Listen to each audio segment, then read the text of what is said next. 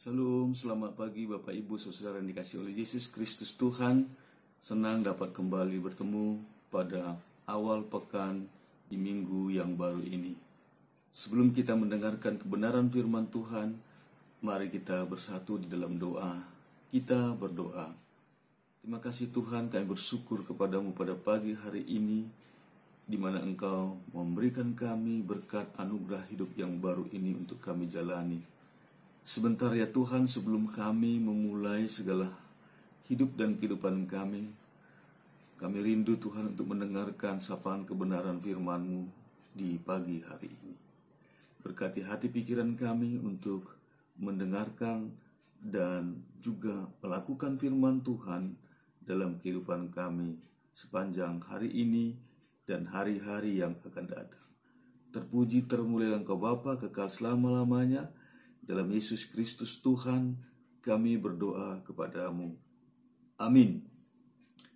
Bapak Ibu Saudara yang dikasihi oleh Yesus Kristus Tuhan, kebenaran firman-Nya pada pagi hari ini terambil dari surat 2 Timotius pasal ketiga, ayat 16 dan 17. Demikian firman Tuhan. Segala tulisan yang diilhamkan Allah memang bermanfaat untuk mengajar, untuk menyatakan kesalahan, untuk memperbaiki kelakuan, dan untuk mendidik orang dalam kebenaran. Dengan demikian tiap-tiap manusia kepunyaan Allah diperlengkapi untuk setiap perbuatan baik. Demikian firman Tuhan. Bapak Ibu Saudara yang dikasihi oleh Yesus Kristus Tuhan, ada sebuah kisah tentang keranjang arang. Seorang kakek hidup di sebuah perkebunan di pegunungan sebelah timur negara bagian Kentucky, Amerika, dengan cucu lelakinya yang masih muda. Setiap pagi si kakek bangun lebih awal dan membaca Alkitab di meja makan di dapurnya. Cucu lelakinya ingin sekali menjadi seperti kakeknya dan mencoba menirunya dalam cara apapun semampunya. Suatu hari cucunya bertanya, "Kakek, aku mencoba untuk membaca Alkitab seperti yang kakek lakukan, tetapi aku tidak memahaminya. Dan apa yang aku pahami, aku lupakan secepat aku menutup buku. Apa sih manfaat membaca Alkitab?" Dengan tenang sang kakek mengambil keranjang tempat arang. Sambil memutar dan melubangi keranjangnya, ia menjawab, "Bawa keranjang ini ke sungai dan penuhi dengan air. Setelah penuh, bawa kemari." Sang cucu melakukan seperti yang diperintahkan kakek. Tetapi semua air habis menetes sebelum tiba di depan rumahnya. Kakek tertawa dan berkata, "Lain kali, kamu harus melakukannya lebih cepat lagi." Ia pun menyuruh cucunya kembali ke sungai dengan keranjang tersebut untuk dicoba lagi. Sang cucu berlari lebih cepat, tetapi tetap lagi-lagi keranjangnya kosong sebelum ia tiba di depan rumah. Dengan terengah-engah ia berkata kepada kakeknya bahwa mustahil membawa air dari sungai dengan keranjang yang sudah dilubangi. Sang cucu kemudian mengambil ember sebagai gantinya. Sang kakek berkata, "Aku tidak mau kau memakai ember. Aku hanya mau kau memakai keranjang arang itu. Ayo, usaha kamu kurang." Sang kakek pergi keluar pintu untuk mengamati usaha cucu laki-lakinya. Cucunya sekali lagi yakin bahwa hal itu mustahil. Tetapi ia tetap ingin menunjukkan kepada kakeknya bahwa sekalipun ia berlari secepatnya, air tetap akan mengalir keluar sebelum ia sampai ke rumah. Sekali lagi sang cucu mengambil air di sungai dan berlari sekuat tenaga menghampiri kakek.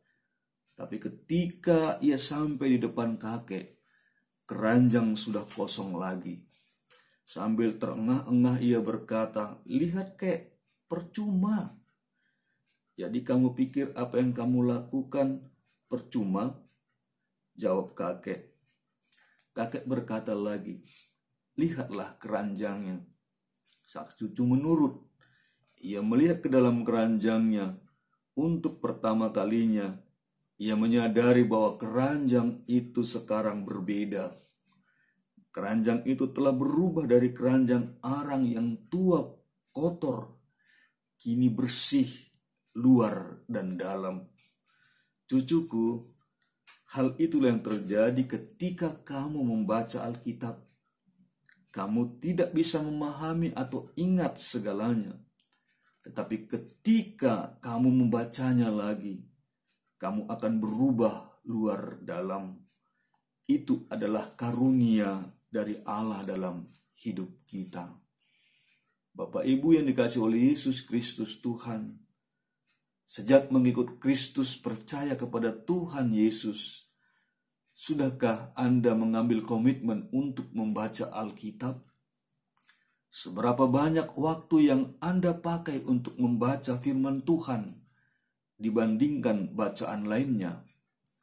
Manakah yang menurut Anda memberi Anda kekuatan?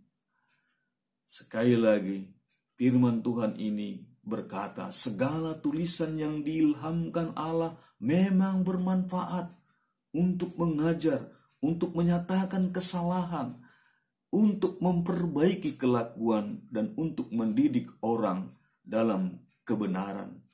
Dengan demikian, tiap-tiap manusia kepunyaan Allah diperlengkapi untuk setiap perbuatan baik. Jangan jemu-jemu membaca Alkitab yang adalah harta yang tak ternilai dari Tuhan. Tuhan memberkati kita untuk senantiasa membaca, merenungkan, serta melakukan firman Tuhan. Amin. Terima kasih Tuhan buat firman-Mu pada pagi hari ini. Kiranya setiap kebenaran firman-Mu boleh kami lakukan dalam hidup dan kehidupan kami. Temanilah kami Tuhan sepanjang hari ini dan hari-hari yang akan datang untuk bekerja dan melakukan setiap perbuatan baik karena Tuhan yang menghendakinya. Dalam Yesus Kristus Tuhan, kami serahkan hidup kami kepadamu. Amin.